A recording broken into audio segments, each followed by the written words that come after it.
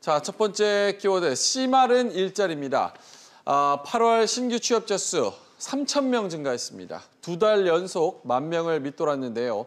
글로벌 금융위기 이후 가장 낮은 수준입니다. 이로써 실업자는요, IMF 이후 가장 높은 수준으로 늘어났습니다.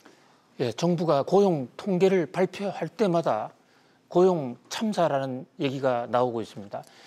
어저께 이 새로 발표된 이 고용 통계에 따르면 신규 취업자 수가 3,000명 증가하는 데 그쳤습니다. 예.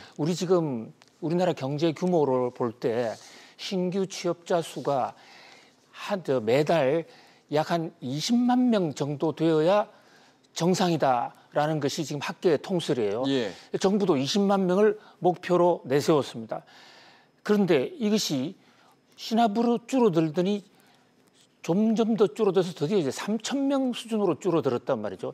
나중에 일자리를 잃은 사람까지 포함하면 실제로 고용 사정이 더 악화됐다라고 이렇게 볼 수 있는데요.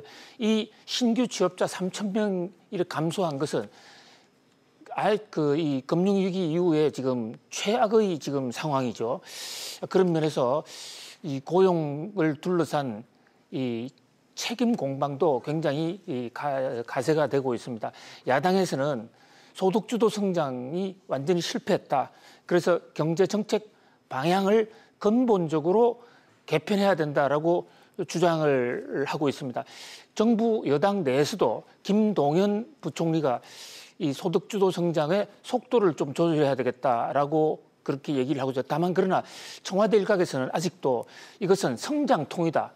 경제 정책 기조를 바꾸는 데 따른 변화의 과정에서 일어나는 어떤 충격일 뿐이다. 그래서 좀 더 지켜봐 달라. 이렇게 지금 서로 좀 엇갈린 그 주장을 하고 있어요.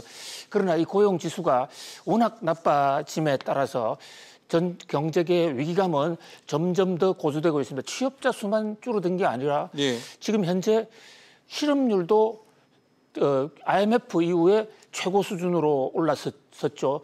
지금 공식 통계 실업자가 100만 명인데 잠재 실업자까지 포함하면 저 숫자는 340만이 넘어갑니다.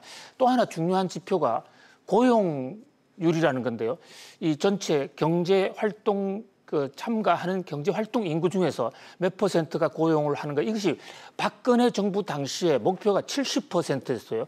그 유명한 박근혜 정부의 경제정책 목표가 474 정책이지 않습니까? 예. 그중에 7이 바로 고용률 70%를 맞추겠다고 그러고 실제로 이 지표가 68%, 69%까지 올라갔습니다. 그런데 지금 새 정부 들어서 이것이 60%대로 무려 8%, 9%포인트까지 떨어져 버렸어요.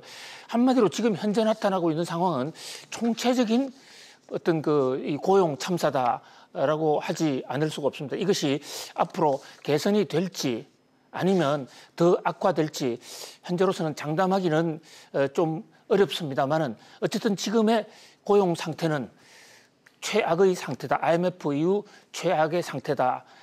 그런 어떤 이 시중에 위기감이 고조되고 있습니다. 예, 청년 실업률, 고용률, 취업자 수, 일자리 증가 등 이렇게 고용 지표가 발표될 때마다 고용 쇼크라는 말이 나오고 있습니다. 두 번째 키워드입니다. 보시죠.